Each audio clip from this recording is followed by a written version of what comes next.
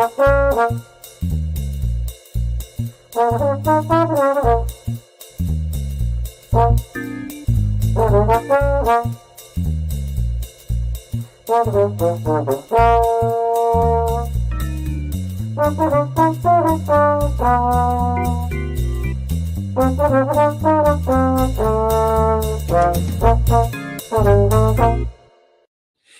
and welcome to. Hey, we like your pod. And we're going to tell you why. Hi, it's Dawn here, and I'm joined, as always, by my trusted partner, Matt Pickett.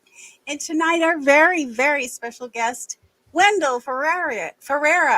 Did I say your name correctly? Yeah, it's I was Ferreira. almost said Ferrari. I don't know what got into my head. It could be.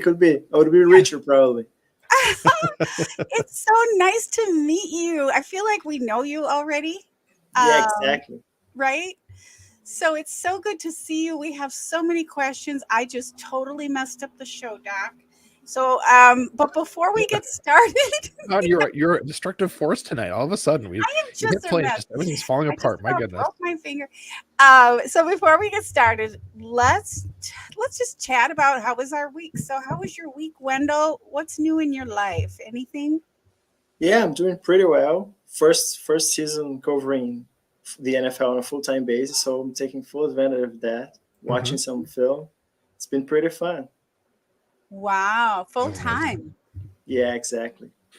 That's living great. the dream, man. Living the dream. Yeah, it's a real dream job for me. Yeah, that's awesome. So you get to work from home, right, and be with your 6-year-old. Exactly. That's a big part of my process, my thought process doing that, because I used to work in a newspaper here in Brazil, and my life was kind of crazy at that time. So I kind of changed jobs, and then I started to writing in English, trying to enter the American market, and that's everything part of the process to be spend more time with my kid, and yeah, it's working pretty fine. I love that. I love Outstanding. that. Well, so you're for A to Z Sports, right? So that's the stuff that, of course, we're reading, in English. So I guess that makes sense. You're probably also writing for folks in Brazil and I don't know, maybe Portugal too, since it's the same language, right? So I mean, does that take up a lot of your time, like writing the stuff that's not in English, I guess?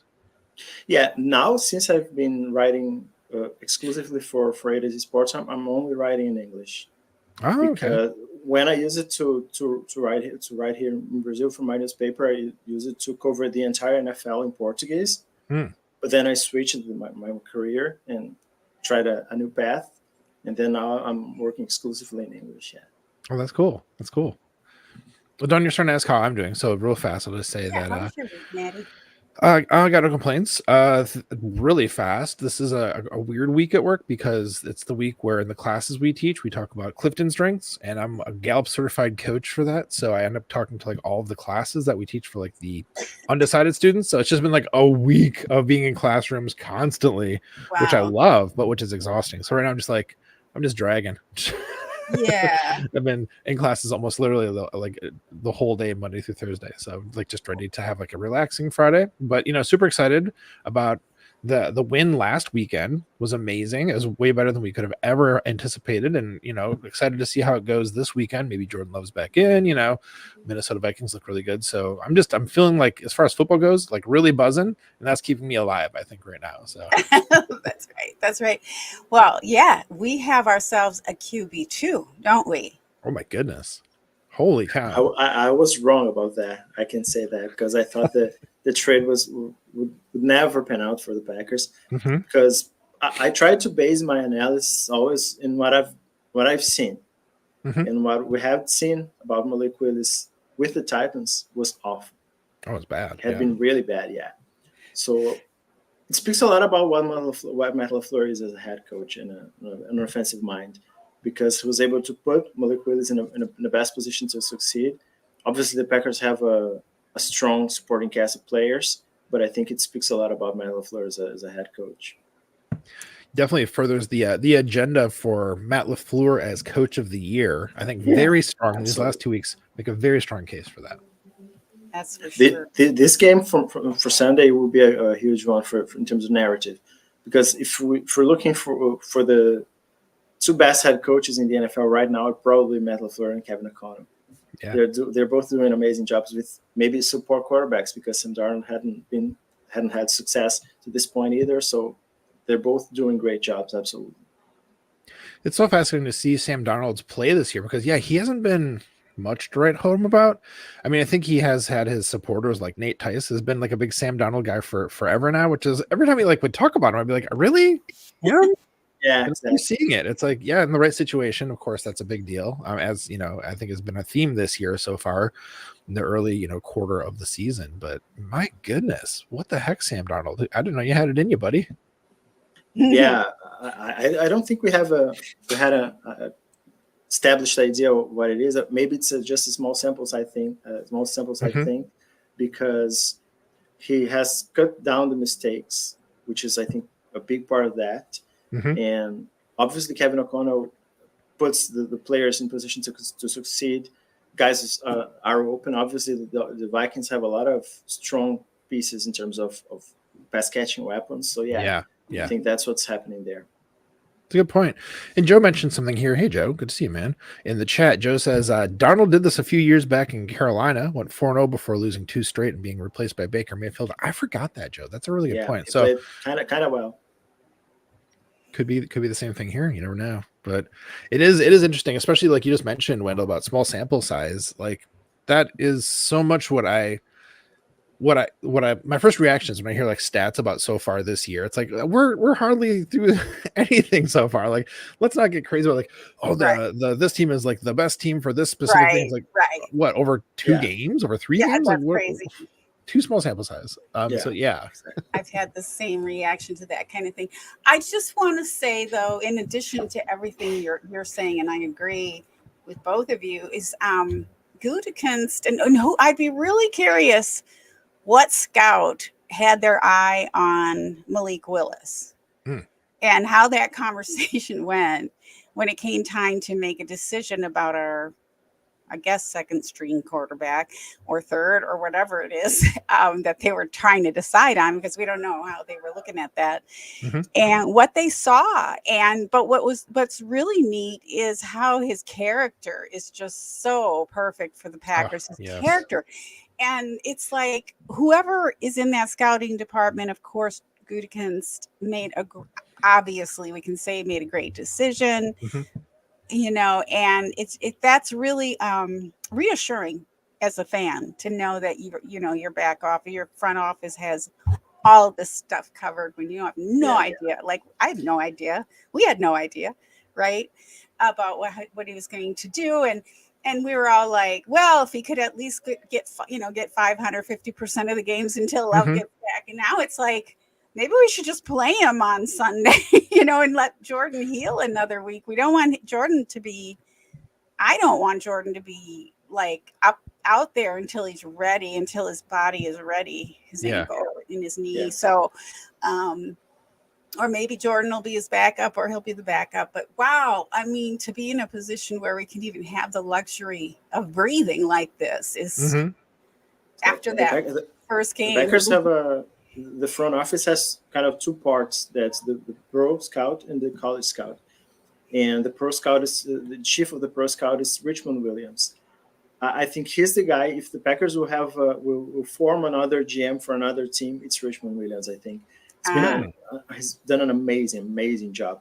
If you look around the players the Packers have added from other teams, like getting Russell Douglas from the Cardinals practice squad, getting initially Devondre Campbell for $2 million in July. Yes. Now trading a 7th round pick from Malik Willis. I think Richmond Williams is a guy that should be receive much more love than he's done, because he's just amazing. And I think Gutekunst obviously does a lot of the job, and he kind of sets the tone for everything. But Richmond Williams deserves a lot of credit too. Yeah, I mean, I don't even know that name. Like I've never heard the name before. And like you're right, Wendell. Like all the stuff he's done has been amazing. Yeah, he deserves a lot more love. Exactly. Right. Alan Lazard is another example too. The Packers signed him off the Jaguars practice squad. Yeah, absolutely. Right, and all the scouts, because I know that I can't remember what the conversation. It's usually around draft time when you're having conversations about scouts and how that all goes. But I think it was Gudikins too was talking about how everybody talks about each one of the people that they're kind of pitching, and why. And it's a whole conversation. It's not just an executive decision. This is a whole team, and each one of the scouts know the players that they know that they're assigned to or that are in their realm. So yeah, even the scout, I'd love to know which scout was saying, "Hey, what about Malik Will?" Yeah, exactly. No. I think there's a good chance that it was Richmond Williams because I think there are maybe 2 or 3 pro scout guys with the Packers. Okay. But he's the chief of that department. Okay. Yeah. And I think there's a good. Obviously, the Packers have a database of scout because they certainly scouted Malik Willis in 2022 when he was a draft prospect, and then they have that information about character. That's the thing. Even if you don't want a quarterback, for example, you will scout everybody because eventually, if there's an opportunity to acquire the player, you can have that background. I know that guy is a nice guy. He's a smart guy. Or if he maybe has an injury history that the current team is trying to hide, but I know. So they have that database of important things because eventually it might make sense. For example, Malik Willis was a 3rd round pick. The Packers would never spend a 3rd round pick on him. But for a 7th round, maybe it would make sense, and it did. And it's been a great deal for the Packers. Yeah. That's big trust the process energy there. Like do the due diligence on the scouting, the front end, and maybe it'll pay off later. Yeah, exactly. Yeah. Well, it's got me walking on air all week. It's been really, really been great. So, and Iowa Joe is joining the conversation. He says, I know it's been a few years, but his memory was foggy, but he wanted to say that he thought the Packers did meet with Malik pre-draft, which makes sense. Would make sense. What was he? Was he their 1st round pick in 2022? 3rd. He ended up in the 3rd. He was considered a 1st round prospect, and if I'm not mistaken, he was the 1st quarterback in the consensus draft board. But he ended up falling to the 3rd round. It was a kind of that crazy quarterback draft that Kenny Pickett was the only 1st rounder. Then Brock Purdy ended up in the 7th. Yeah, it was crazy. Okay, right. Not a strong year for quarterbacks, that's for sure. Not at all. Yeah. Nice. Well, I think Malik Willis. Sorry, Malik Willis is probably establishing himself as the 2nd best quarterback of that class because the 1st one is Brock Purdy, obviously, and based on what the other guys shown, I think that Malik can be the 2nd guy. Yeah.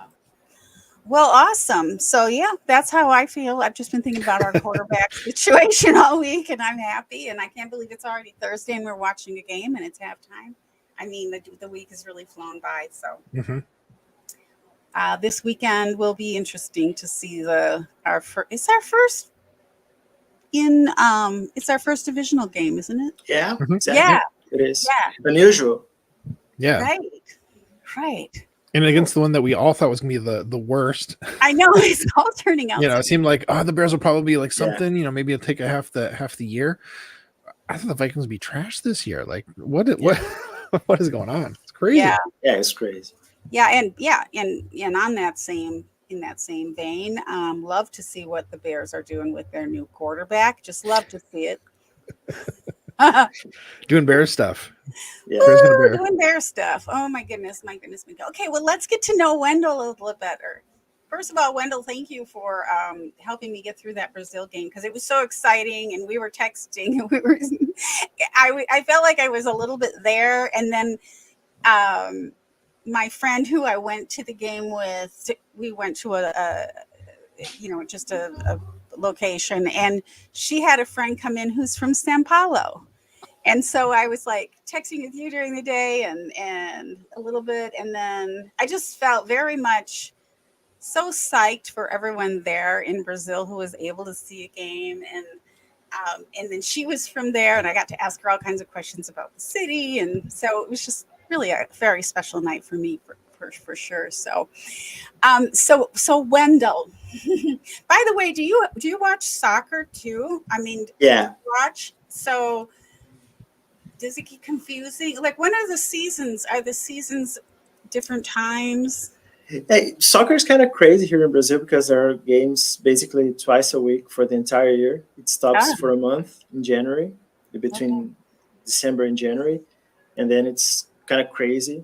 But yeah, now that I work with football, I prioritize obviously football, Yeah. but I try to watch soccer too because I have my team here in Brazil that I'm a fan of. Mhm.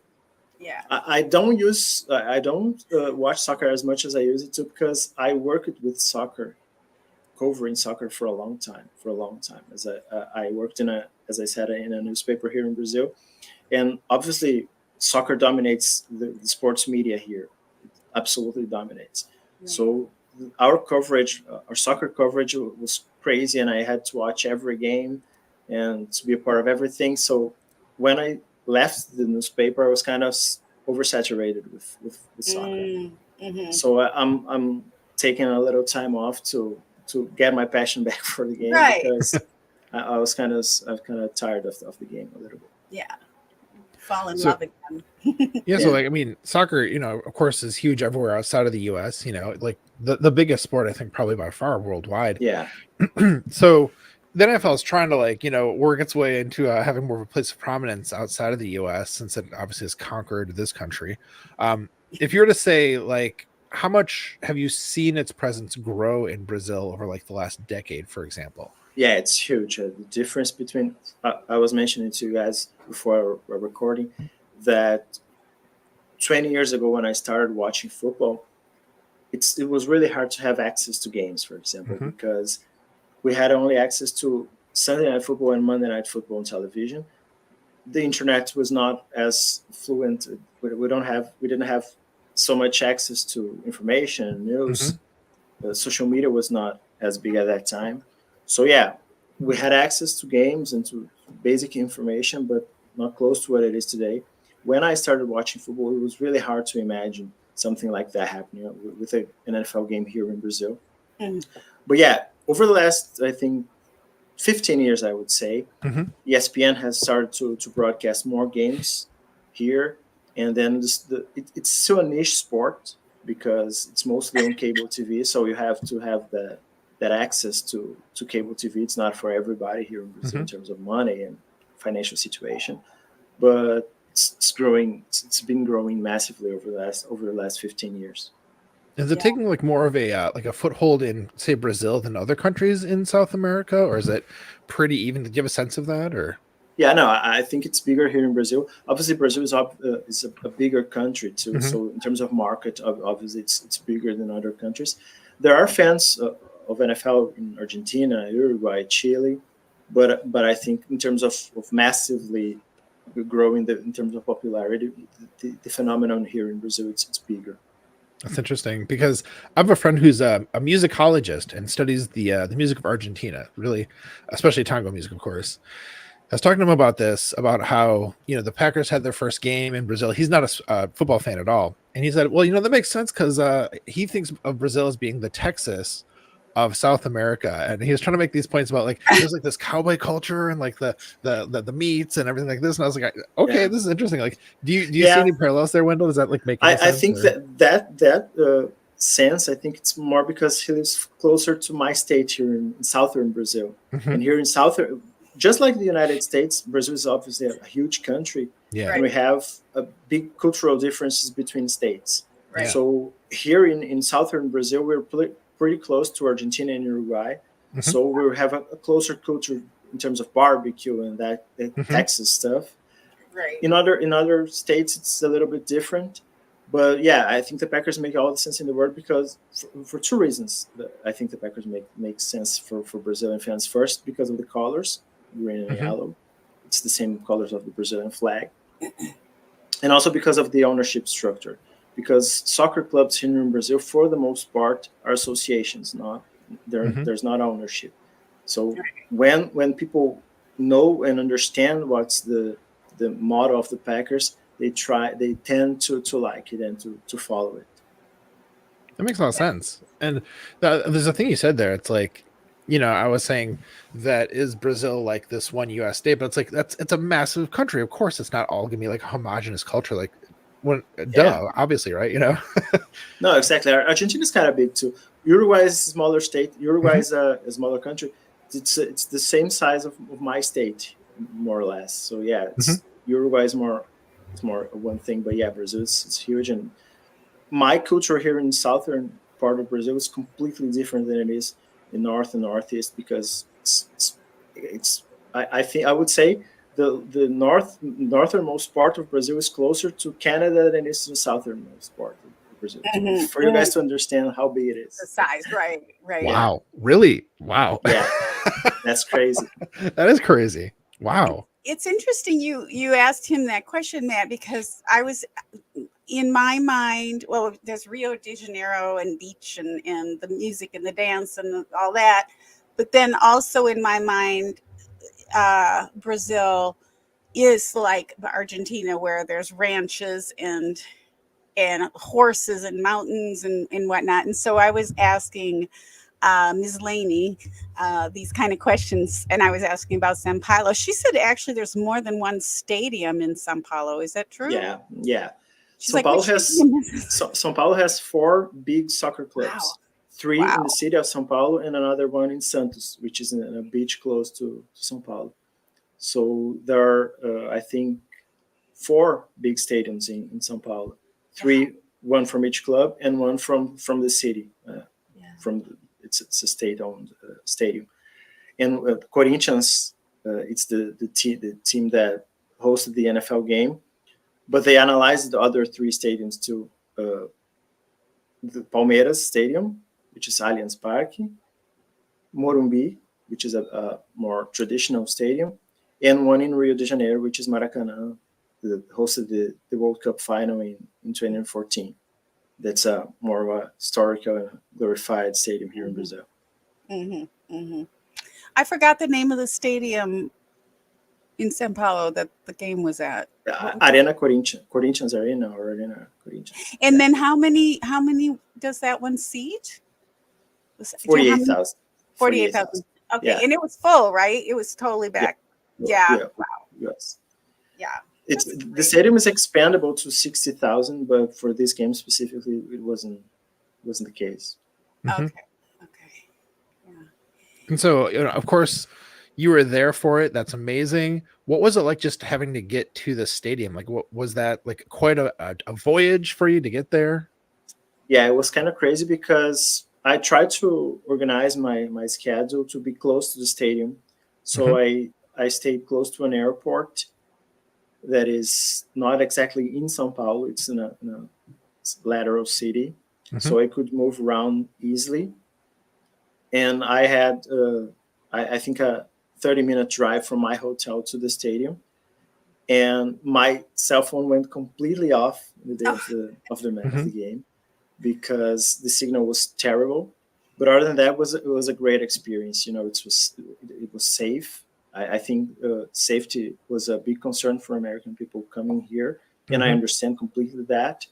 But it was completely safe. I didn't hear anything about violence or robbery, anything about that. So yeah, it was a pretty smooth experience for everyone involved. That's great. Yeah, it's so good to hear that. I mean, it really seemed like a lot of weird, what do I say? Like, there was like some coded racism, I think, going on in the way how people talked about, like, oh, the crime in Brazil. Oh no, it's terrible. It's like, what is this? At the same time that I saw that most people were over exaggerating about that. At the same time, I was trying to explain that to my Brazilian friends that were upset about that.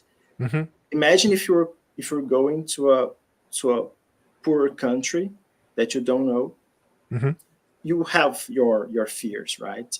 Yeah. For us here in Brazil, imagine if you're going to Africa, for example, you have those questions, right? So at the same time that come on, São Paulo, it's a huge city. It has a lower crime rate than Detroit, for example. So it's not a jungle, right? It's a big city. I call São Paulo the Brazilian version of New York in terms of how crazy it is, and it's a big market. But at the same time, I kind of understand the concerns, and yeah, makes sense. Right. There was some incident like a million years ago was with some Olympic guys who, oh, I know what it was. It was the swimmer who has all the medals, Phelps, and then he made it up that he got mugged. He made it up because he was. Oh, Yes, I think that's because I forgot had about it in that. my head that. Yeah, I think so. But full disclosure, the Olympics were in Rio, and Rio is more dangerous. Yeah, right. Much more, completely different, more dangerous. I've been to both cities, and I felt much more secure in São Paulo. It's a completely different environment. Right. There's those comparisons. That's São Paulo is more like New York, and Rio is more like Los Angeles. But in terms of violence, it's completely different. Rio is a really dangerous city in terms of crime rate and all that. But São Paulo is more, it's safer. Yeah. Cool. Well, that's good. I'm glad we talked about this. This is great. Okay, so how did you become a football, were you just curious about the sport and you started watching it? And then how did you become a Packers fan? What's your origin story? Yeah. I started watching football first because I decided I've always wanted to be a sports journalist since I was, I think, 10 or 11 years old. So when I started to get serious about that, I thought, I have to learn more about other sports. I had to learn the rules and everything I can, because I don't think soccer will be enough to differentiate myself, because everyone knows about soccer here in Brazil. So I have to be something else, something more extra. So I decided I had an idea about tennis, basketball. So I decided to learn as much as possible about every sport that I could. So I started watching football, rugby, baseball, hockey. And then I kind of fell in love with football because it's crazy, and that those amazing Super Bowls. I remember vividly Super Bowl 43, that Steelers Cardinals game. That was the game that made me fall in love with football, because it was awesome, that back and forth. And then at first, my two idols in football were Peyton Manning and Troy Polamalu. So I almost became a Colts fan and almost became a Steelers fan. But then I started to play Madden, and then I loved to play with the Packers and Brett Favre and Aaron Rodgers coming up. So yeah, and the other advantage, it was because the Packers were very popular on television here. As I said, there were 2 weekly games here, and the Packers were all the time on television. So it was easy. It was very easy to follow them at that time. So that became natural, and then I started watching the Packers more closely. When the Packers won Super Bowl 45, I was already a Packers fan at that time. So definitely not a bandwagon fan by any stretch, which is good. No. But because that makes sense that if you were only able to see, for a long time, Sunday and Monday night football games, Packers were on in prime time a lot, so you have a better chance of seeing them. Like, that makes a lot of sense. And that's probably because the 2 biggest fan bases here in Brazil are Packers and Patriots. The Patriots obviously with that bandwagon with Tom Brady, and also because Tom Brady was Gisele Bündchen's husband, and connection to Brazil. Yeah, a lot of Brazilian fans are Patriots fans because of that. Right. Oh, that's so fascinating, because I'm always curious about, like, why is a thing the way it is? What's the context behind something? That'll make so much sense. It's so fascinating. I know. I was asking Ms. Laney about that as well. By the way, is Ms. Laney a common Brazilian name? Is that unusual? No, okay, this is the funniest thing. Like, 2 hours went by, and there was a bunch of us, and I was mostly watching the game, but so I could hear all the conversations behind me. But I thought it was Miss Laney. Like, I thought she was saying. I was like, "Hi, how are you? What's your name?" And so it wasn't until, and it was pretty funny. I can't really recreate how the conversation was, but we started teasing her about being like the 2nd grade teacher and all that. But I thought maybe it was a Brazilian name, so I never got a chance to ask it. Yeah. My name is very unusual too, because it's called Americanized here, because it's not a Brazilian name. Yeah. Are your parents Americanized in any way? No, absolutely not. My dad hates football. He hates it. When I go to my parents' house in another city here, and I watch football, they hate it. They really don't like it. Yeah, I'm the only one in my family that likes football. That's understandable. Well, just wait 20 years. It'll change. Yeah, I Um, think so. yeah, well, that's funny. Um, so okay, so no one in your family. How about your wife? Does she She like doesn't like it, but yeah, I think she understands that I like it so that much you like? that she respects my preferences. Yeah, but she doesn't love sports in general. My Okay, son's starting to like it to watch it. Ooh. Yeah, okay, okay. So it's not like your wife watches soccer but not football. She, and then yeah, is no, it she confusing because doesn't you're care both much about sports. about sports? But Yeah, yeah, but she understands the rules because I've been watching it so long that now she understands the basic of the sports and all Mhm. yeah, that. nice. That's like the exact same for me though. My wife does not care about football at all, but she's like, but I give you the space, Matt, to like, do your podcast and like watch the games and Yeah, stuff like that. Like on a Sunday we have a lot of things to do, but she'll still be like, I understand, like, take your 3 hours to like do that. And so like there's a good sort of support, even if my yeah. wife doesn't want to And watch any of it. I played football here for I think 2 or 3 years. So she went to games and then she Mhm. started to learn a little bit more about the rules to Oh, the point that if something crazy happens and I show her that she understands what's Oh, nice. That's pretty good. happening. yeah. Well, it helps to explain it to her because I hated football. I was from Wisconsin. I was surrounded by Packers, everything. We'd go to games and practice and all that. And I was just like, I hated it. But also, I never understood, no one really explained anything. I didn't know Yeah. what was going on. And it just seemed like kind of violent too. But Sorry, I feel like that's the barrier for Brazilian fans for the most part because Mhm. soccer is pretty easy to understand, right? right, very. You turn on the television and you watch it, and it's in 5 minutes you understand what's happening. Mhm. Hmm. And football is obviously a much more complex sport. I have an easy understanding of rules for sports in general because I've been watching sports since I was born. Mhm. Yeah. And for football, it took me, I think, I don't know, maybe a year to fully understand what's the goal of the game. And I had not only to watch games but to read about rules and to understand everything. Then I started to watch to fully understand what it was and then to fully appreciate it. But yeah, it's when you start watching, it's pretty hard to understand when you have no base because obviously you guys were born in this environment watching football and Especially caring about it. Wisconsin. Yes. Exactly. So Hmm. for us here, we had no idea of the basic rules of the sport and what it means. So it's a little challenging to start and really Sure. like it. But now it's becoming more and more popular, and I think part of that is because when I was a kid, it was easy to go to a soccer stadium, for example, and there was soccer on open television all the time. Hmm. Now it's a little bit more. It's more expensive, for example, to go to the stadium. It's really expensive to watch soccer here in Brazil at this point.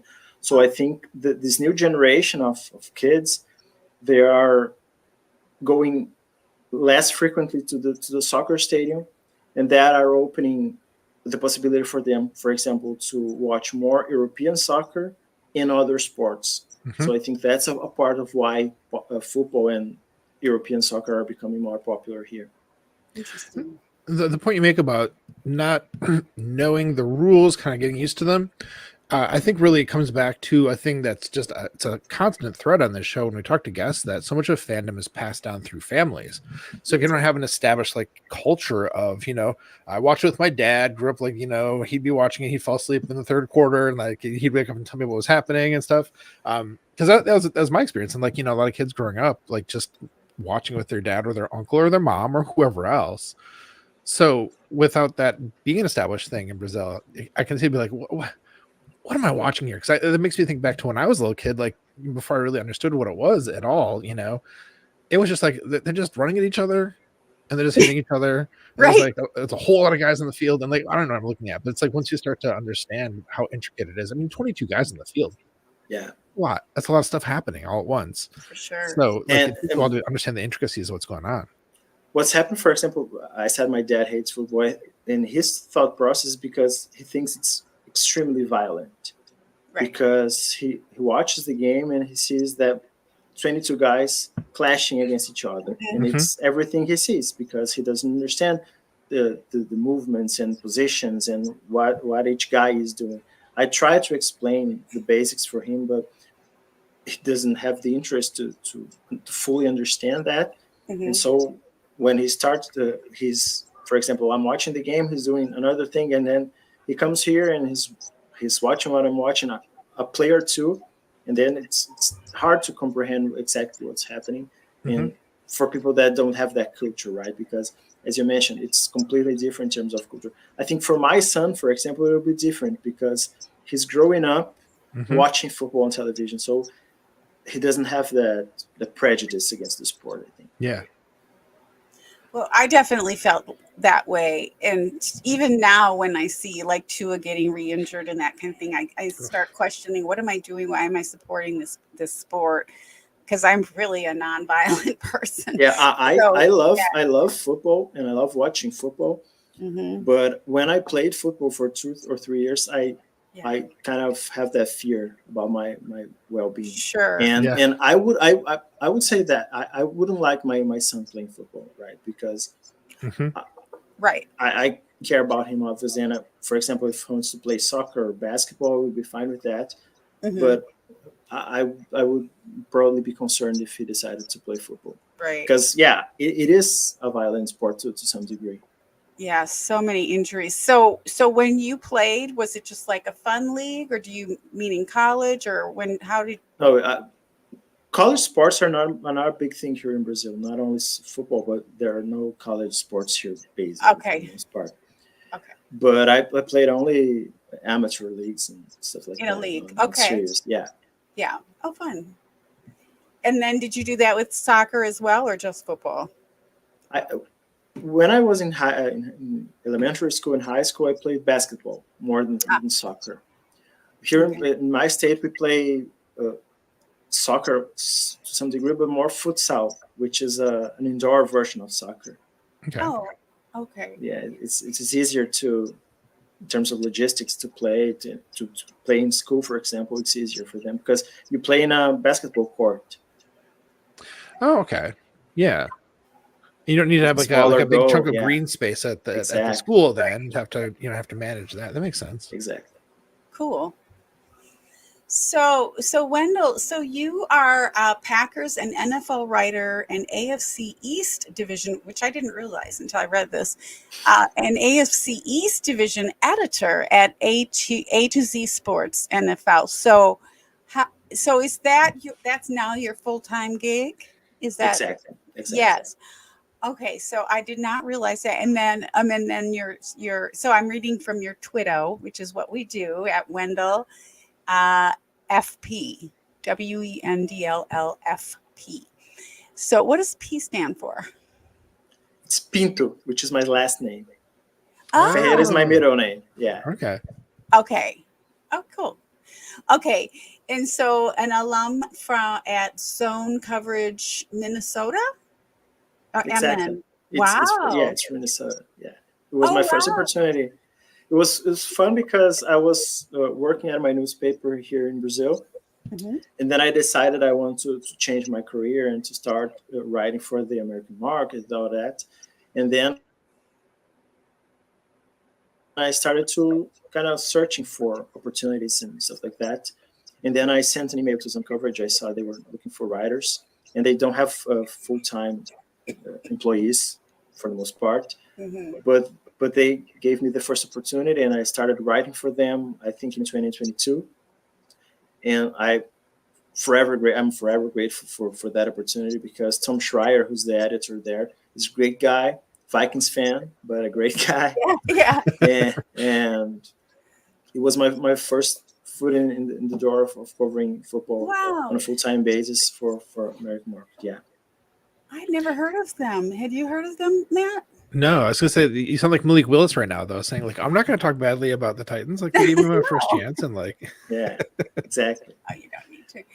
No, so but that was just all covering Minnesota sports, or just No, Vikings? I covered the Packers because Minnesota has a large Packers fan base there, and Mhm. then they Oh, cover the Vikings, the other Minnesota teams like the Timberwolves and hmm. Mhm. the NHL there, and also the Packers. So I cover the Packers. Oh, I mean, and as we learned from talking to Paul Farrington, a lot of Vikings fans are very focused on the Packers regardless, even if they are That's primarily Vikings fans, because Yeah, they they sure are. were exactly. in their heads.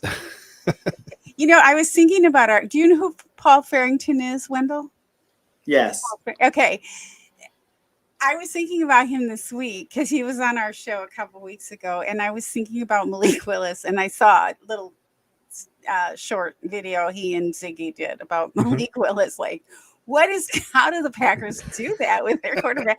And, you know, I was walking through the village today, just had to run to some stores and whatever, and it popped into my head. It's like, you know, I'm probably, I don't know, I'm not speaking for anyone but myself, but it's Mhm. kind of like I expect to have good quarterbacks. I expect the Packers to do well. Uh-huh. I mean, it's not that it's not a surprise that somebody like that who just got to the team. I mean, that's pretty great, but 3 weeks ago and now he's already, you know, out there leading the team to a couple of wins, but I that's my expectation being raised in that culture. That is Mhm. the one thing I did get from, even if I didn't like the sport my whole life. So And we kind of expect a good quarterback play and bad defensive play. Yeah. We're kind of different now. Yeah, defense turning it around, definitely. Woo. Yeah, that's so funny because it's like it's a good reminder, Don, that it's not like that everywhere. A lot of teams, That's like what I was the Absolutely. Bears, you know, are just like in the wilderness forever. And like, yeah, we had like 6 weeks last season where we weren't so sure, but like that's like Yeah. the worst we've had. Right. Brett Yeah. Hundley and Deshaun Kaiser, but other than that, it's been Yep. pretty good. On that. And that's the crazy stuff because when I was there in the game and the vibe was immaculate, but I would say for me personally, Thursday was better than Friday because Thursday we had that practice Mhm. and it Oh was yes. awesome because we had the availability with Matt LaFleur and Jordan Love and the other guys. And then on Thursday night we had a Packers fan event at a Mhm. bar. And Aaron Right. Nagler, for example, was there, and Right. Ryan Wood, those guys were there. It was awesome. It was amazing to have all those Packers guys there. Yes. And then Friday was I took my fan hat off Mhm. because I had to work and I had to cover the game. Right. And then Jordan Love got hurt. And when we were there at the stadium, we thought that maybe he could be done for the season. Yeah. And Right. so it was a bummer in terms of vibes, you know. Yeah, I was going to And ask that. Yes. yeah, I rushed from because it was in the final minute of the game. I was doing my post game article for A to Z Sports, Mhm. and because I had to publish something right as the game ends. So the game ended. I published that, and Jordan Love had just gotten injured. Then I published the article and rushed to the press conference, and then Matt LaFleur said he didn't know what it was exactly, how extensive the injury would be, and the vibe around everything around the locker room and around everything that was covering the team was that maybe it was serious and that Yeah. maybe it could be season ending. So yeah, it was a bummer in terms of vibes and the experience of the game. It was absolutely worse than the loss because the loss is one game, and Right. if Jordan Love had gotten seriously hurt, it would be probably the season, right? Mhm. Mhm. Yeah, such a good point. I mean, Way worse than the loss. way Yeah. worse. Joe asks an interesting question here. Actually, I want to bring this up. He said, "Hey, Wendell, how were the nerves when you got chosen to ask Matt LaFleur a question?" It was pretty used to be there covering guys, and for example, I had several press conferences with soccer players, and I think the one time I got nervous in a press conference when I was covering the NBA here in Brazil, and I asked the question to Scottie Pippen. That was kind of crazy, Mhm. but That's other than amazing. that, yeah, it was pretty fine. Yeah. Well, Matt LaFleur seems pretty easy to. I mean, when he gets a little snippy here and I there, don't know about that, Don. but usually, that He's been was pretty fun. snippy lately. I feel That like. was fun because yeah, he's in the my snip press zone. conference with him was on Thursday, right? Mhm. And on Tuesday, the previous Tuesday, 2 days before, he had the last press conference in the United States before traveling to Brazil, and he was kind of mad. I don't know, because I think he was kind of concerned with the travel and the logistics of everything, Mhm. Mhm. and that press conference was not great. Yeah. So I was thinking, yeah, maybe he won't be that happy. But when he entered the room, he said "Bom dia," which is good Mhm. morning in Portuguese. Yeah, he was And yeah, enjoying no, saying that. everyone was happy, and it was an amazing experience, and the environment was fun. Yeah, like a couple of those clips from the press conferences, made it through Twitter inexplicably. Who knows how people did that?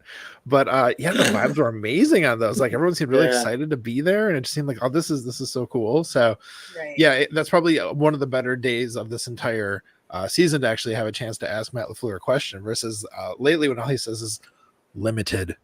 Yeah, He's Yeah. limited. That's all we're getting from him right yeah, now. and that's the post game conference was Yeah. a heavy Yeah. cloud because they were obviously concerned about love. Right. Right. Wasn't he wearing his hat like down over his eye? Like he was really, his body language. Do you mean LaFleur LaFleur. or Love? LaFleur? LaFleur. Yeah, he was obviously upset So because they had no idea. They had no idea Yeah. because right. for the most part, ACL injuries, they kind of can understand that, yeah, that's an ACL injury at the time. So Yeah. probably at that time of the press conference, they knew it wasn't an ACL, Mhm. but Oh, they they were did. not sure. Yeah, Oh, they probably knew that it wasn't an That's ACL, true. They thought that. Yeah, that's true. Yeah. but they didn't know the extent of the injury, if it was an MCL or Right. another thing. Right. And yeah, they were right, and we understand that, right? Because obviously, imagine how much work and effort they put into a season, and then it might end in one game, in one play. Yeah. Yeah. That's awful. Oh, it was so bad. That It's was so so bad. It went Yeah, from, it was crazy. oh, yeah. I But remember yeah, all Saturday morning, I fortunately was just not. like refreshing Twitter constantly. So it's like, we need some information. Are they on the ground yet? Have they seen a doctor yet? What is going on? Like, I just Right. felt like all I could do is, and my wife was like, "Man, you got to put down your phone, man. Like, we'll find out later. Like, we just gotta Yeah. let it happen." But yeah, And if you start to think when the injury was diagnosed with as an MCL injury, 3 to 6 weeks, the Packers were 0-1. Mhm. If Love misses 5 games, let's say, the Mhm. Packers would probably. My thought was the Packers would probably be 0-5 or 0-6. it could happen. Yeah, and then that's Now we're you're not sitting gonna here make the with playoffs. yeah, no, Yeah. no way. Now they're 2-1, Uh-huh. and Love might probably get back on Sunday. The Packers are crazy. Maybe. I have mixed Amazing. feelings about Sunday. I don't want him to, I just want him to be solid because, an MCL sprain or even a high ankle or, an ankle sprain can be really like for normal people. I've had them like running and Yes, yes. while I'm trying to train for a marathon. You're out 6 to 8 weeks for that. Like hardly walking. You're able to put, I don't know what they're doing to these guys that they can get back on them like that, but They're I don't know. superhumans. It's crazy. Yep. Yeah, they're superhumans in the first place, and then they also Yeah. have all the support staff, Yeah. nutrition know. and exercise and everything else. But they are superhumans. Exactly, Wendell. Yeah. That's so true. Yeah, because I was amazed by Luke Musgrave when I went to practice here because it's impossible for a guy that tall and that big to run that fast. It's crazy. Yeah. Well, I feel good about Sunday either way. I mean, I want Jordan. It was really fun to see Jordan Love so happy on the sideline though too when Malik did that. Like you could just see he's like, oh, because honestly, his job will be easier if he's not behind by a million games too. Yeah. So Yeah, it's in his best interest to have some wins. So it's all been so. We couldn't have asked for a better outcome considering that horrible injury. Yeah. For real. And that's a big part of the injury too, because Jordan Love is such a nice guy. He's not only the football player. Obviously, we're a fan of the Packers and we want them to succeed. But there's a human element too, and Jordan Love is so fun and so nice, and he treats people with respect. And you'll never see Jordan Love being disrespectful in an answer during a press conference, for example. So on Thursday we were asking questions for him, and he was being nice to us, and he was clearly happy to be here in Brazil. And then on the other day he was injured on the field, so yeah, it was a bummer. But happy for the Packers and happy for him and for everyone that it's not so serious. Yeah, absolutely. So you also zone coverage Minnesota, and then Cheesehead TV and GZH Digital. So do you still do anything with Cheesehead, or are you not able to? Yeah, because of GZH is my former newspaper here in Brazil. Oh, okay, so that's Gotcha. And then when I started covering the Packers for the American market, I wrote for Zone Coverage and Cheesehead TV at the same time. And then when I moved to A to Z Sports, I had to leave those two outlets at the same time. So what does GZH stand for? What is that abbreviated? There is a radio station here in my state, which is Gaúcha, which is the people that are born here in our state are Gaúchos. I am a Gaúcho, for example, which is like Wisconsinite, right? It's right. Yeah. Okay. So Gaúcha, it's a radio station, and ZH is from Zero Hora, which is hour zero. Okay. Which is the name of a newspaper. So they are from the same company. So there's a website for the radio, which is G from Gaúcha, and ZH, that's Zero Hora, hour zero. Gotcha. That's the website of the company. That's awesome. Nice. So we love to ask two final questions, the same questions to every one of our guests. Okay, so the first question is, and I think you sort of alluded to it earlier, so who in your life do you credit, so that we can thank them too, who do you credit for helping you do what you do for the Packer community? I think there's a guy here in Brazil that's called, his name is Everaldo Marques. He's our Mike Tirico here in Brazil. He's the play-by-play guy, and he and Paulo Antunes, they were the duo covering games and broadcasting games, and they used to do a great job explaining rules, and because they had the emotion of the game that Brazilian broadcasters are more emotional, more passionate about the game. Yeah, so they scream and it's crazy stuff, but they kind of balance that with explaining the rules and making sure that people at home are understanding the game. So when I started watching football, those two guys were a big part of me understanding the game and falling in love with it. So yeah, I credit them a lot because of that. I love that. And then the final question is a two-part question. So name what you love the most about Packers Twitter or the online Packers community, and one thing you would change if you had the power to change something. Okay.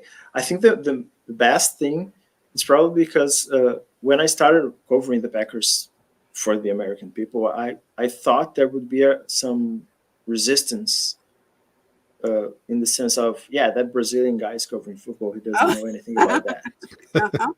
Because it would be understandable. Imagine a guy from Wisconsin covering my soccer team here in Brazil. It would be strange, right? But that's absolutely not been the case. Wisconsin people have been absolutely lovely, and they value my work, and they talk about with me in a respectful manner. So yeah, I couldn't be more. I couldn't be happier about that. So that's been amazing. The thing I would change, I think, it's because you have to have the right to criticize the Packers sometimes, and I think Packers fans too resistant to critics about the Packers. Sometimes you'll say they made something bad. Because, for example, I think they made a mistake cutting, for example, Aaron Jones, let's say. Mm-hmm. And I think Packers fans are protective about the team, which it's completely understandable because it's their team and they're fans. And that's what fans do, right? But they try to defend and to protect their team. But sometimes it's not because it's your team; it's my team too, and I have the ability to criticize them and the right to criticize them. So I think that's something I would change. I think people have to be more open to criticism. It's because it's to build, it's to get them better at some degree. Because the Packers had a tough stretch with Ted Thompson late in his tenure, because it was just draft and that there was not free agency. External additions, and I think part of the process to be where they are now, Brian Gutekunst, was that they were receptive to criticism, and because when Gutekunst took over in 2018, he understood that he had to go to a different place, and he heard the critics and all that. So yeah, I think criticism is healthy for everyone. And I think fans might be more open to that too. We always get completely different answers from people, even though we've asked this to, I don't even know how many guests we've had in the show, Don. I mean, It's like been 4 years every night. 4 every years, and like guest. every other weekend or so. So Yeah. we've always had different answers, and like this week especially, Wendell. But I think I want to say in response to what you have liked about it is that people, being receptive to your writing. It's because you're an awesome writer. Like, of course they've been like receptive to that. Like, yeah, I mean, You're very generous. Just calling it like I see it, man. It's good stuff. That's very true. That's very true. Plus, they let me talk about football, and I don't know anything about football. Come on, that's not true. Not true at all. Not true I'm at learning. I'm learning. I try. Iowa Jones, Wendell's the best, and Beverly has relatives living in Wisconsin, so she's a Detroit Lions fan. So with a nephew who evidently knows a lot about sports. To have your nephew listen to our podcast and see there you go. That's right. Chat with him sometime. That would be great. Okay, so I love that. So this is the time when we can scoot on over to our superlatives. And so Matt and I were vying for the same superlative. I found other ones, Don. You can have them. It's all good. It's all good. Because I was going to say, you can just pipe in and talk about them. I can introduce them. But I'm going to just get started. I'll just get started, do mine real quick, because it's kind of a theme. And I don't want to say too much about them because, first of all, I think everybody has already read them. But my first and only superlative is most loving letters. We had love letters this week, and one was a love letter to Malik Willis, and the other one was a message for Green Bay from Aaron Jones. And wow, if I wasn't emotional enough about everything that happened with Jordan Love at the end of the game in Sao Paulo, and then Malik Willis coming through, and just the roller coaster of emotions. These two love letters, both of them were love letters, really, just were great. And so the love letter to Malik Willis was from our friend Sam Sandwich, and I have the links for those. But did you want to say anything more about those? Because Matt had also selected the same two superlatives. Did you want to mention anything, Matt, about those? Oh, I think you're right that at this point, most of the Packers fans who are online and plugged in have probably read the Aaron Jones thing. And if you are hearing this, especially on Saturday, and you haven't already read that, you have to grab a hanky. And, I was reading it at work yesterday morning, kind of in between projects, and I was like, I need to close the door. I'm like bawling. Man, it hit me right in the feels in a way that I was not expecting. And yeah, it's so good. That part about his dad. That part about his father is really touching. Yeah. It was so good. And when he went over to the Vikings, I can understand he was cut by the Packers. He wasn't just trying to move out or anything like that. And it was, I'm sure it was a heartbreak for him because of how much it has meant to him to be a Packer. But I don't know, the swing about it like made me happy to know that he still cares a lot about the organization and the fans, and like, yeah, he's gonna try to beat us on Sunday, and he should, because that's his job now. Like he should, but just to know that he still has, you know, a lot of love for everything Packers related. I don't know, that hit me too. That's cool. Yeah. That's cool. He's a good dude. Yeah, that was wonderful. It wasn't what I was expecting either. I was kind of like, oh, I don't know, a message for Green Bay. Like jilted lover. I don't know, but no, it was really great. I don't like him in purple. It just looks weird to me. I still can't. Yeah. I just can't see him. He had said some negative stuff, right? Because he had said that, yeah, I'm happy now. I'm more happy. I'm happier now than I've been in a long time. And all that kind of stuff. So initially, I thought that maybe it had that negative vibe. Yeah. Which is normal from a guy that has been cut. You would understand that. Yeah, Jonathan Owens did different. That too. Owens and Devondre Campbell. Yeah. Said a lot of bad things big about time. Packers. Yeah. Yeah. I don't remember who said this. I heard this in a podcast today, and I wish I could remember who it was. So if either you know what I'm talking about, you know, let me know who it was. They're saying that, you know, the vibe of the Vikings for so long has been just really seems like petty, you know, and like not like a great team mentality, not a good positive atmosphere. And so maybe part of why the Vikings are doing better is because Aaron Jones has done something to like change the atmosphere in the locker room. Maybe they are more like positive and excited about what they can do. So it's possible that the Vikings doing so this year could be a lot to do with Aaron Jones's just like great attitude in the locker room. I wonder if that's true. I don't know if there's any way to know that. Yeah. I think that fascinates me. I might have been on Cheesehead Radio. It might have been, you know, Drizzy L and CD Angeli and Kelly Hodgson. It might have been their show where they're talking about that. Can't remember exactly, but yeah, that idea, I'm fascinated by that. Like, how much can one person change an entire organization and like make them better? It's possible. It's possible. Yeah. Yeah, I bet they really respect him there, and he was such a leader. So why wouldn't he be? And he's a veteran, and he's still a pretty high-paid running back, isn't he? Like is he one of the highest-paid running backs as it is in the league? Yeah. So pretty up there. I think he's not an elite guy as he was, because he was making $12 million a year for the Packers. Now he's making 6, but it can go to 7 with incentives. Oh, okay. I thought it was more. But yeah, but it's still for the running back market is still a decent money. Yeah. Right. So yeah, Don, those were good ones. Those are really good ones. So Don had for everybody had messaged me saying, "Hey, I want to do this one." I was like, "Damn it, Don, I want to do that one." And then she did it again because first was the Aaron Jones one, then with the one that Sam wrote for Acme Packing Company. It's just like, yeah, there's 2 of the ones I was thinking about. So, but they're good ones. That's why you chose them. They're really good ones. Usually I'll be like, "Oh, that's all right," or Matt will be, "That's all right, you take that one." But this time I was like, "Nah, these are mine, and I'm moving on."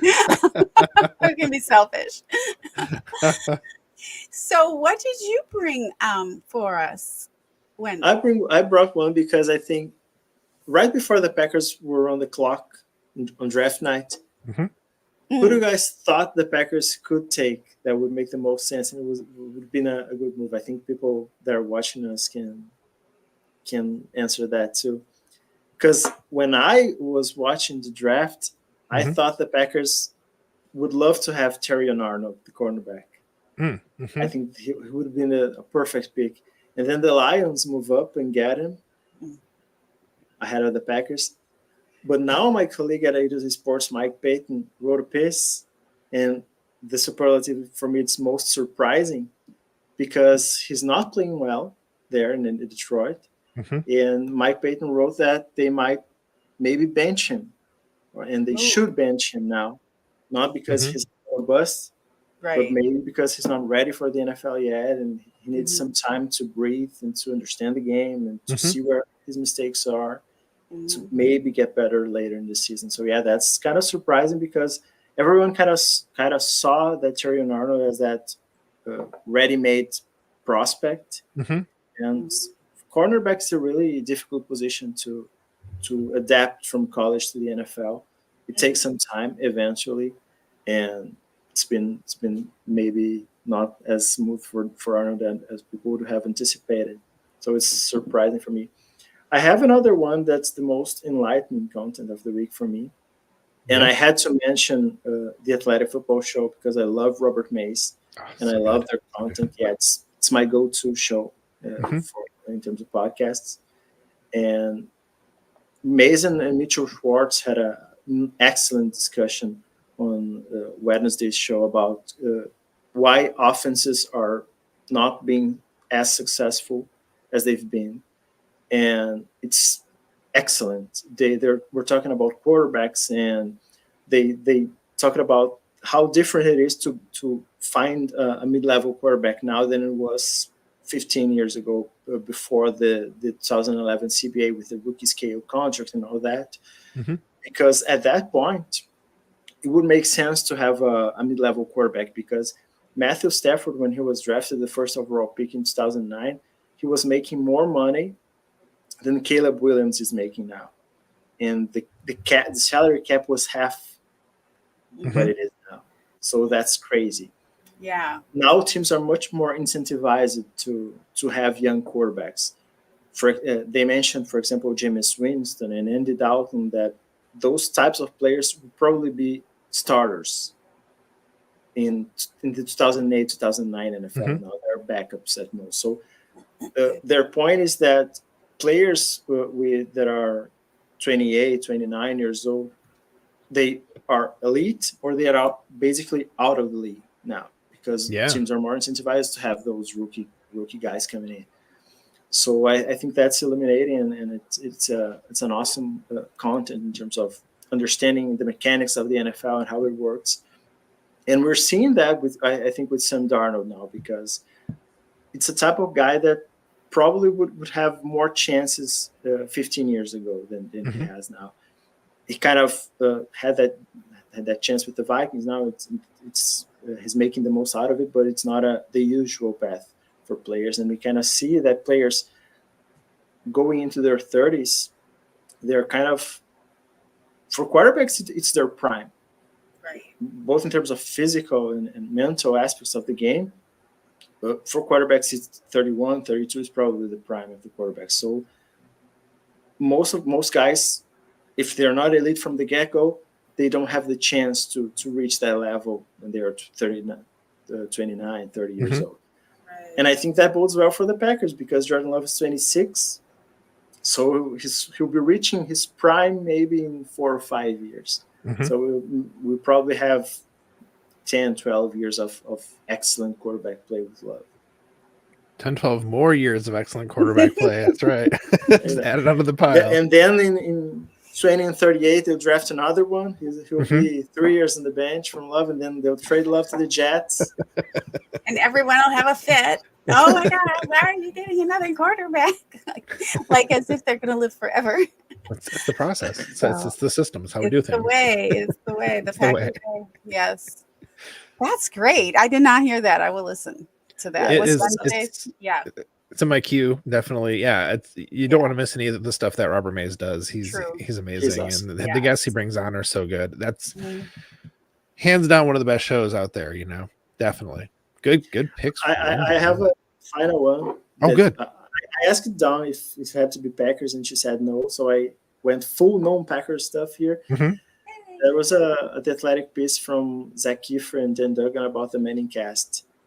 They spent some time with Peyton and Eli. It was awesome. It was the funniest article I've read this week. And if you read one thing this week, it must be that, because it's really fun. They understand how it works, how they reach the concept of content.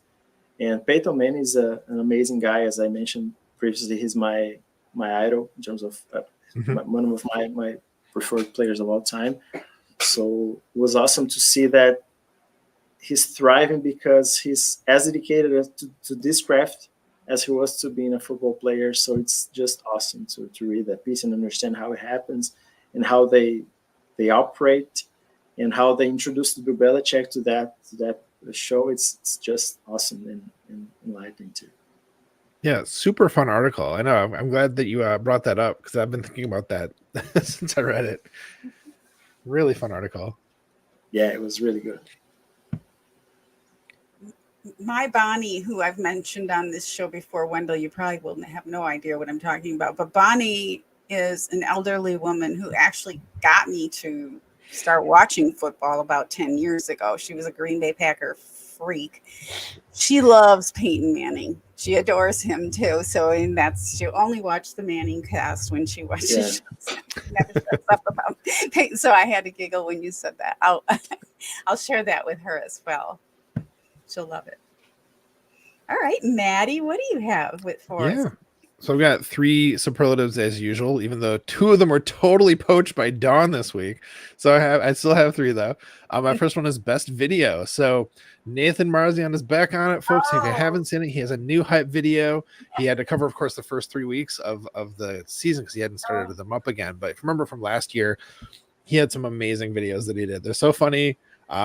Just they get excited about the stuff that was really good in the games, and and make you laugh, and just it hits a lot of notes all at once in like just a 3-minute video. So there was like kind of a recap of like the tragedy of Jordan Love going down, and like the season's over, but then like cuts into like Malik Willis highlights, and it's like, yeah, that's right, man, this is awesome. So it kind of like just brings the vibes up and makes you laugh, and it was great. Did you guys see that one actually? Yes, I did. I did. I have to be careful with hype videos because I'm already so hyped. It's like I might explode. My head's gonna explode. Especially this year because it's just been so, like I said, I was so I don't even know, devastated isn't the word for what happened I was trying to explain it a couple of weeks ago, for the Brazil game. It was just like I was having this perfect day, perfect night. It just was, and then just was like, it wasn't like, oh, the season's over. I didn't even process it that way. It was just seeing him like that in that kind of pain lane there was just, no, I just couldn't handle it. It was a roller coaster of emotions, definitely. Yeah, and then I had my first, really my first encounter with nasty fans, like the Bears fan chick. And the Philadelphia Eagles guy with the smirk on his face. So I almost grabbed this nonviolent person, but you almost moved to violence, yeah. It was just like, because it was just such a roller coaster. I went from such a high to, in this, cultural immersion that I was involved in and all the fun stuff that was going on. It was just like, what? I couldn't handle it. My brain was, but I had the wisdom to just grab an Uber immediately and go home. There you go. That's right. Yeah. So my second superlative for this week then is best reporting. And, this is always like a hard one to kind of grapple with. I do try to seek this out every week to some degree. But man, this week there were 3 articles that came out from the same person on game day, and they captured different elements of kind of what had happened in that day and kind of what had been happening. That was hard to say, so far to this in the season to that point. And so this was our friend Joey Van Zomeren wrote 3 articles for Sports Illustrated. He's so good. He's so young. Ascending star. Yeah, yes. Ascending star indeed. And so the 3 articles were different aspects of what's been going on. The first one, Packers rally around Malik Willis's humility, leadership. So great topic there. Next one, Packers defense all playing together to beat Will Levis, Titans. And then the third one, and the 3 really great articles that are like all in depth, all in the same day. Like this blows my mind. So the third one, Malik Willis earns redemption as Packers rout Titans. So, dude, amazing. I mean, it's not even just like his. He's like a good writer for a 20-year-old or 19-year-old, whatever it is. He's just like a really good writer, and to have that consistency of writing, in 3 articles in one day. I don't know. I'm still, my mind's blown about it still. I'm so proud of him. He's so good. He's so good. He was in Nashville, I think, and he was in training camp too. And I like what he does because he brings that different perspective, and you can see that he's right there. Because sometimes the writer is there and it wouldn't make a difference if he was at home. Yeah. But with Joey, you notice he's there because he brings that element of being there, and you can feel the environment when he's writing. Yeah, it's really good. That's a really good point. There's like little details he'll put into how he describes a situation about how a player, picked up Malik Willis and put him on his shoulders, whatever, like little things that like you wouldn't catch from just watching the broadcast necessarily. And it's like, yeah, you're right. 'Cause he's there. That's a good point. Yeah. So those were awesome. And then my third one was best melancholy and counterpoint. So this week, actually before the game, John Meerdink, who's amazing, who does the Blue 58 podcast and also the Yeah, it's really powersweep.com, good. great writer, great podcaster. He had written an article about like how some parenting advice that people tend to give is like, you're always saying goodbye. It's not really advice, but like things you would tell a new parent. You're always saying goodbye to your kids because they keep growing and changing over time. You know, even by the time they're 6, right, Wendell? Like this, like your kids just change so much so quickly. And I have a 12-year-old and an 8-year-old, so I mean, of course, I've seen that a lot. And so he's talking about how he wrote a piece that was like, it's like that with the team. You're always saying goodbye to this version of the team. Like right now, Malik Willis is very strong in our minds in this like chunk of the season, but like 2 months from now, we hardly will have that in our brains. And so he had written this whole piece about it, and of course, it's very well written. But then somebody in the Discord for Power Sweep had mentioned like, hey, this is like you make a good point, but I like to think of it differently. And I don't have the guy's name because I'm not like in the Discord, and so I didn't quite catch it. But he was saying that this person said, instead of thinking of it as saying goodbye to these people and to this team and to your kids, it's more like saying hi every morning to like a fresh new version of these things. So you're always like meeting, your kids' new friends. You're meeting this new version of your kid. You're seeing this growth and this development. So it's not like don't be sad for what you've lost, but like be excited about for what you're gaining and like the growth and development you're seeing. And like, I don't know, as a parent, like even talking about it now, I just like, got to keep the tears back for this. It's a teary night, you guys. We have some teary topics tonight, some serious stuff. So even just thinking about that now, it's like it's just so beautiful, and just captures those two sides of the coin of like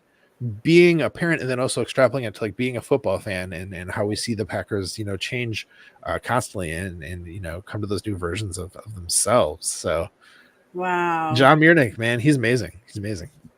That's fantastic. I did not. That was something he wrote, or was that his podcast? Right. So he wrote the piece and then talked about it on the podcast. The one from earlier in this week, he usually does 2 a week.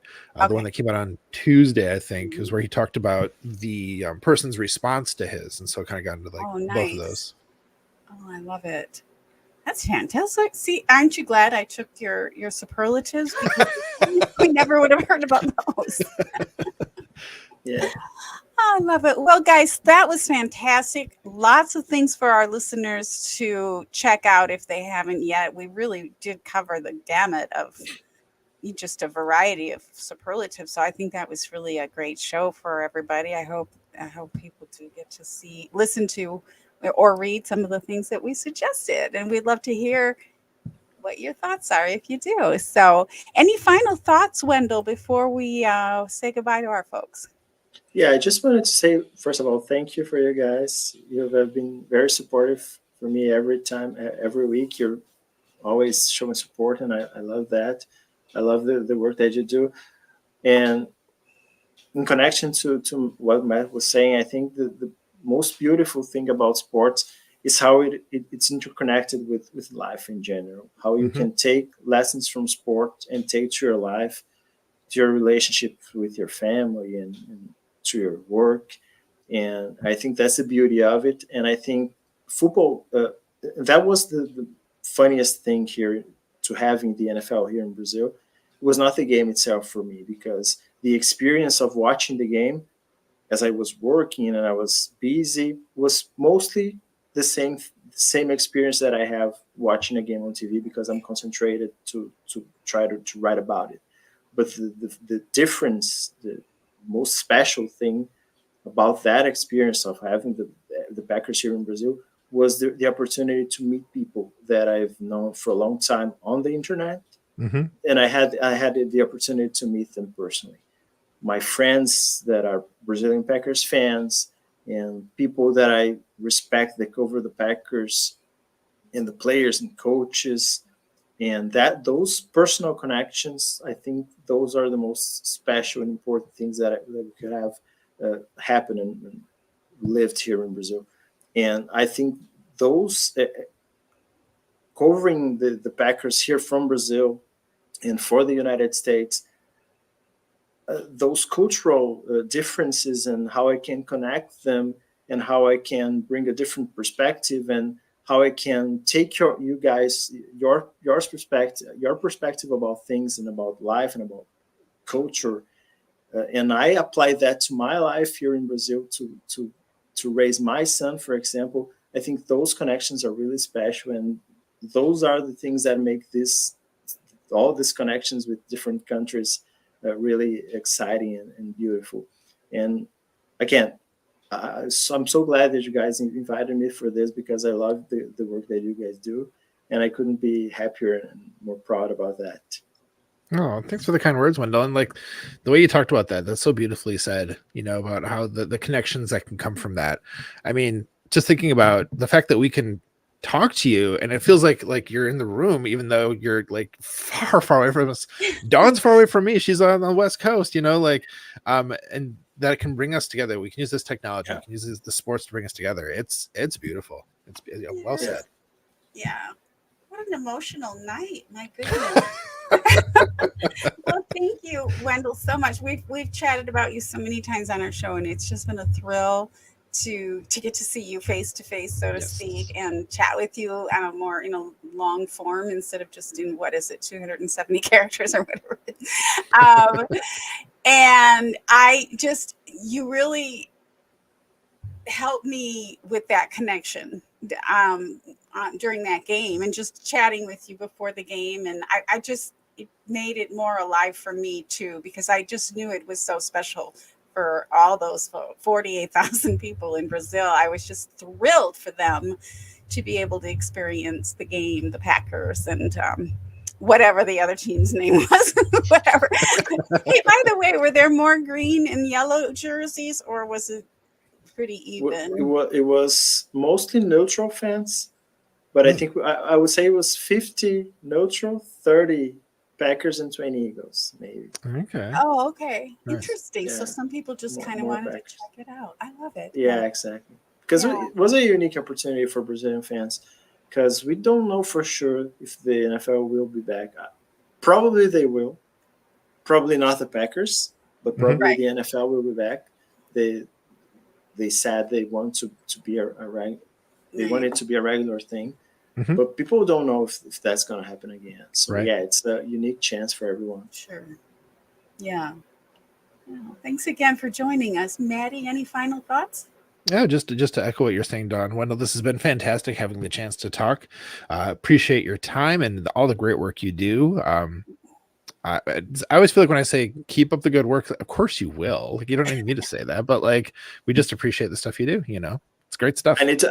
I will keep doing that because I need to pay my bills after all. There you go. Exactly. You're doing what you love, which is even better. Yeah, that's right. All right, Dawn, should I bring it home? Let's bring her home, Maddie. All right. Well, thanks again, Wendell. This has been fantastic. Folks, make sure you're following Wendell on Twitter, of course. WENDELLFP. Did I get that right? Did I miss that? I think I got it right. There you go. Check out Wendell's stuff on A to Z Sports. Of course, all the links to that are he posts them in his Twitter. But just an amazing follow, amazing human being. So check his stuff out. So, friends, we'd love to have a chance to interview you and shout you out if you're a subscriber and a football fan. If you'd like to nominate someone to be a guest on our podcast, please let us know. Our DMs are open on all the social platforms. And folks, when you subscribe to our podcast, you help us to keep spreading the love in our community. And the best way to help this podcast grow is by sharing it with your friends and family. Yes, Maddie, that's right, because we love you. We're so glad to know you, to be fans of you, and have the luxury of being fans of the most storied team in the NFL. We appreciate your support, your subscriptions, and sharing our pod, and we look forward to seeing you next week on Hey, we like your pod.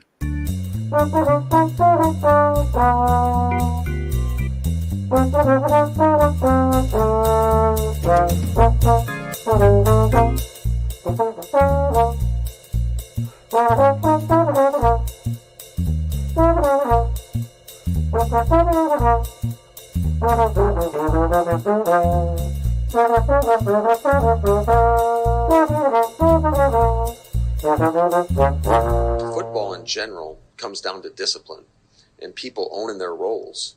And when you aren't disciplined or you go outside the scheme,